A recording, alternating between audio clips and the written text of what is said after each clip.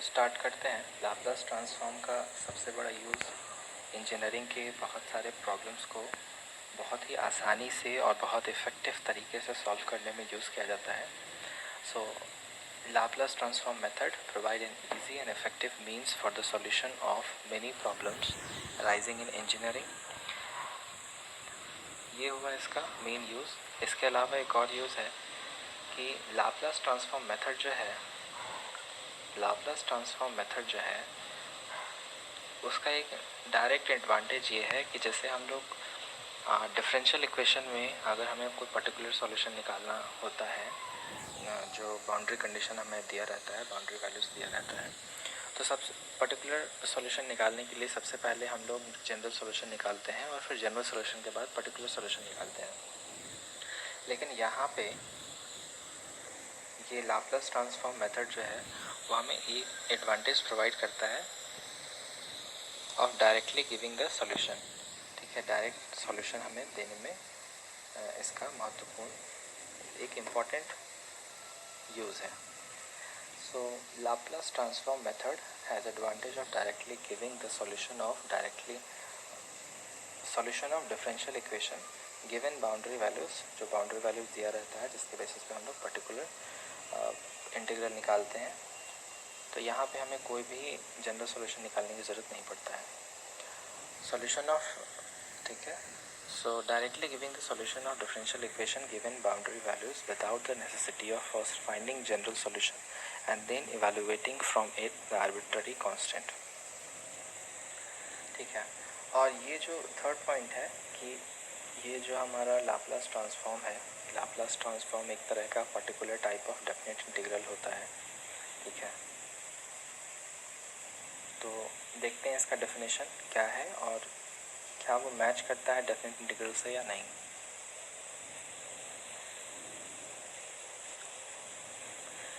अच्छा, इसमें एक और इम्पॉर्टेंट पॉइंट है कि जो हम लोग रिज़ल्ट अभी जैसे कि बताया, जो यहाँ पे हेडिंग भी है कि ट्रांसफॉर्मेशन ऑफ एलिमेंट्री फंक्शन।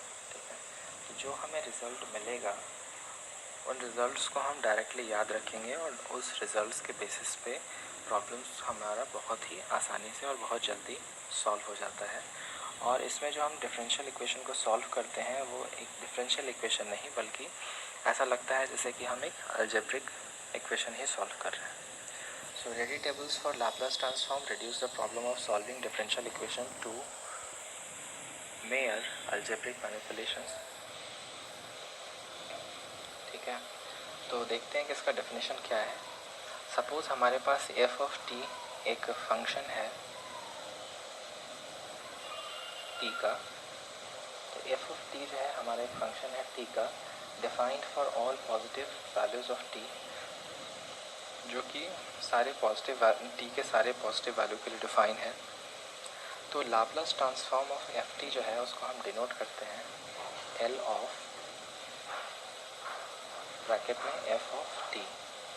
ठीक है, इसको हम लोग लिखते हैं L of F of T equal to integration of E के पावर माइनस एस टी। ठीक है, F of T D T. इसको हम लोग लिख सकते हैं डायरेक्टली कैपिटल एफ ब्रैकेट में एस या फिर स्मॉल एफ एस। ठीक है, तो ये हो गया लाप्लास ट्रांसफॉर्म। इसका एक इम्पॉर्टेंट यूज़ ये भी है कि जब भी हमें कोई वन वेरिएबल के फंक्शन को अगर किसी दूसरे वेरिएबल के फंक्शन में ट्रांसफॉर्म करना होगा, तब भी हम लोग लाप्लास ट्रांसफॉर्म का यूज़ करते हैं। जैसे कि कई बार हमें इलेक्ट्रिकल सर्किट्स में जो हमारा टाइम फंक्शन है, वो टाइम फंक्शन को हमें, मतलब टाइम डोमेन में जो फंक्शन दिया है उसे हमें फ्रिक्वेंसी डोमेन में कन्वर्ट करना होता है। तो ऐसे कन्वर्जन्स में हमें लाप्लास ट्रांसफॉर्म बहुत ही हेल्पफुल होता है। तो डेफिनेशन है इसका कि लेट, अगर हमारे पास एफ ऑफ टी एक कोई फंक्शन है जो कि सारे पॉजिटिव वैल्यूज़ ऑफ टी के लिए डिफाइन है, तो लाप्लास ट्रांसफॉर्म को हम लोग डिनोट करेंगे इससे या फिर इससे। इसका फॉर्मूला होता है इंटीग्रेशन ऑफ ई के power minus S T F of T D T, और ये इंटीग्रेशन है 0 से इनफाइनाइट। तो यहाँ पे देख सकते हो कि ये एक हम लोग इस तरह का अपर बाउंड्री, अपर लिमिट और लोअर लिमिट जो है वो हम डेफिनेट इंटीग्रेशन में हम लोग यूज़ करते हैं। और ये सिंपल एक कोई टर्म है जिसका इंटीग्रेशन करना है फ्रॉम 0 टू इन्फिनिटी।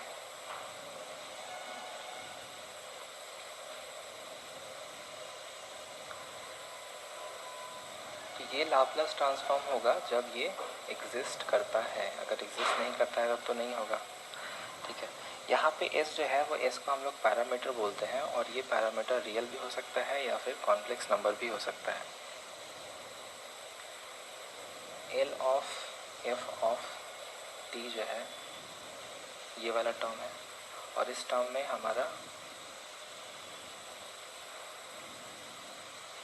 इस टर्म में जो है हम लोग s का यहाँ पे यूज़ किया गया है, और ये जो फंक्शन है ये फंक्शन है s का, इसलिए हम लोग इसको f ऑफ s पे लिखते हैं क्योंकि ये फंक्शन है s का। ये फंक्शन था f ऑफ t जो था, ये फंक्शन था t का, लेकिन ये जो हमारा रिजल्ट आता है ये फंक्शन हो गया s का। तो हम लोग इस तरह से लाप्लास ट्रांसफॉर्म का इक्वेशन का यूज़ करके हम लोग लाप्लास ट्रांसफॉर्म आगे निकालेंगे।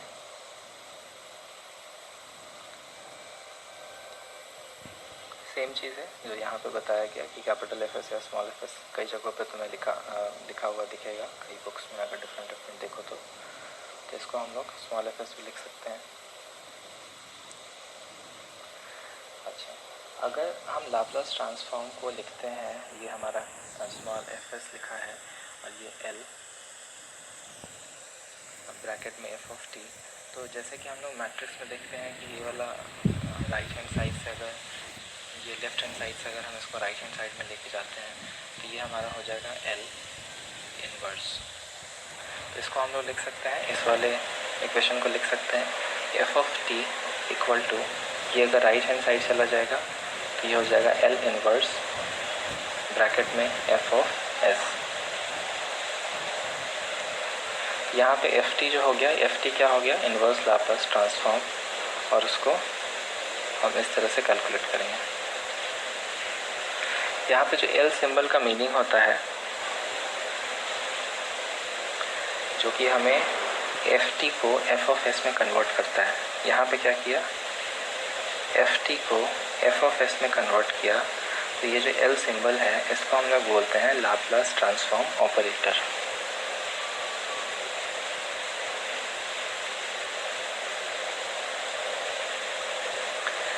नाउ कुछ कंडीशंस है इसके एग्जिस्टेंस के लिए, कि सपोज़ अगर हमारा Laplace transform of F T है जो कि इक्वल टू है इंटीग्रेशन ऑफ ई के power minus S T F of T D T from 0 to infinity, अगर ये एग्जिस्ट करेगा for all S greater equal to A, if F of T is continuous, ठीक है, F of T अगर continuous है, और second condition है कि ये जो है लाप्लास ट्रांसफॉर्म जो है, ये जो लिमिट है, लिमिट ई के power minus A T F T, ये लिमिट में टी टेंड्स टू इन्फिनिटी, ये एक फाइनाइट है और ये लिमिट अगर एग्जिस्ट करता है, सेकंड कंडीशन ये है। उसके बाद ये जो कंडीशन, ये दोनों कंडीशन दिए हैं, ये सफिशिएंट कंडीशन है बट नेसेसरी कंडीशन नहीं है। नेसेसरी का मतलब है कि इसके होने पे ही हम आगे प्रोसीड कर सकते हैं, लेकिन सफिशिएंट कंडीशन का मतलब है कि कुछ केसेस में ये नहीं भी होगा, है ना, लेकिन फिर भी उसका लाप्लास ट्रांसफॉर्म फाइंड आउट किया जा सकता है।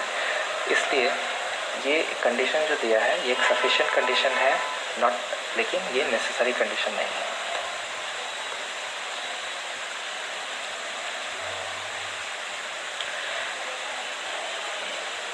जैसे कि लाप्लास ट्रांसफॉर्म ऑफ 1/√t जो है वो एग्जिस्ट करता है, लेकिन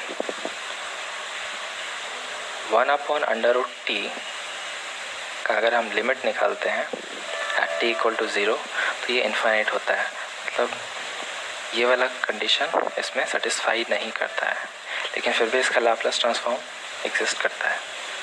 इसलिए ये जो गिवन कंडीशन है ये कंडीशन इज़ सफिशिएंट कंडीशन, लेकिन ये नेसेसरी कंडीशन नहीं है। कुछ एग्जांपल्स देखते हैं।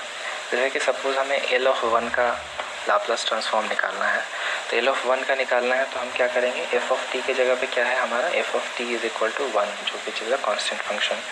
तो इसका इंटीग्रेशन निकालेंगे, एफ ऑफ टी के जगह पे हम लोग 1 पुट करेंगे और इसका इंटीग्रेशन निकाल देंगे। तो ई के पावर माइनस एस टी, इसका इंटीग्रेशन हो जाएगा ई के power minus S T upon minus S, कहाँ से कहाँ तक, 0 से इन्फिनिटी तक।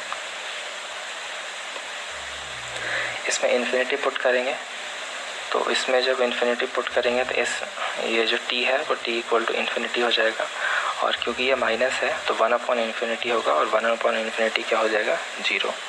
जब यहाँ पे t इक्वल टू 0 पुट करते हैं तो ये हो जाएगा ई के power minus 0 upon minus S, और ई के power minus 0 is equal to 1। तो यहाँ पे लिख सकते हैं 0 माइनस ब्रैकेट में minus 1 upon S equal to 1 upon S. तो यहाँ से हमारा आ गया Laplace transform of 1 is equal to 1 upon S. तो ये स्टैंडर्ड रिजल्ट हो गया, और इस तरह के कई रिजल्ट्स हैं जिनको हमें याद रखना है। Laplace transform of 1 is equal to 1 upon S.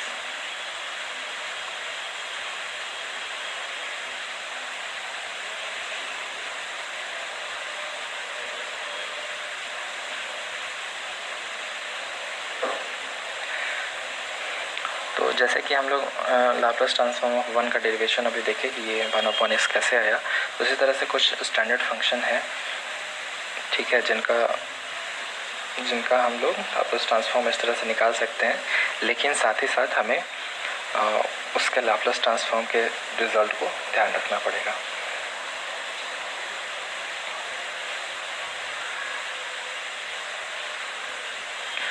तो पहला रिजल्ट हमारा है लाप्लास ट्रांसफॉर्म ऑफ 1 क्या होता है, 1 अपॉन एस, जहाँ पे एस जो है वो ग्रेटर इक्वल टू 0 है, ग्रेटर देन 0 है। सेकेंड है कि अगर लाप्लास ट्रांसफॉर्म ऑफ टी के पावर n निकालना हो तो ये होता है n फैक्टोरियल अपॉन एस के पावर n प्लस 1, जब n जो है वो 0, 1, 2, 3 होगा। लेकिन अगर इसके अदरवाइज होता है तो इसको हम लोग लिखते हैं ऐसे लिखते हैं, ये गामा बोलते हैं इसको सिंबल को, तो gamma n plus 1 upon S के पावर n प्लस 1।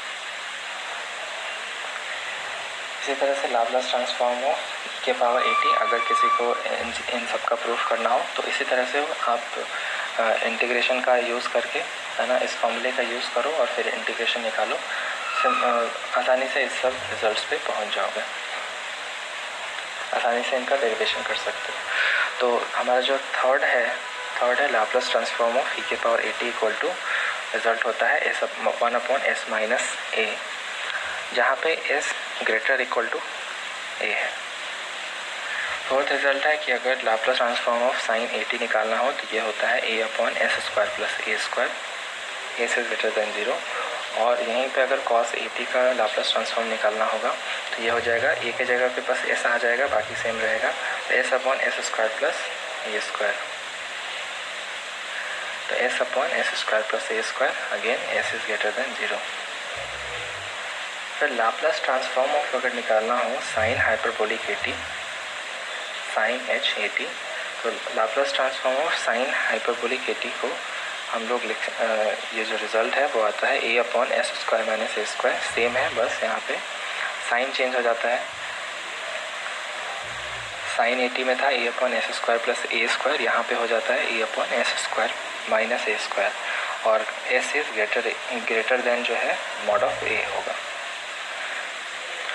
नेक्स्ट है 7, Laplace transform of cos hyperbolic 80 equal to, again सिर्फ सिंबल चेंज होगा, तो लाप्लास ट्रांसफॉर्म होगा cos hyperbolic 80 equal to S upon S square minus A square. So यहाँ पे भी condition है कि s जो है वो greater than mod of a होगा, तो ये जो है हमारा कंडीशन है।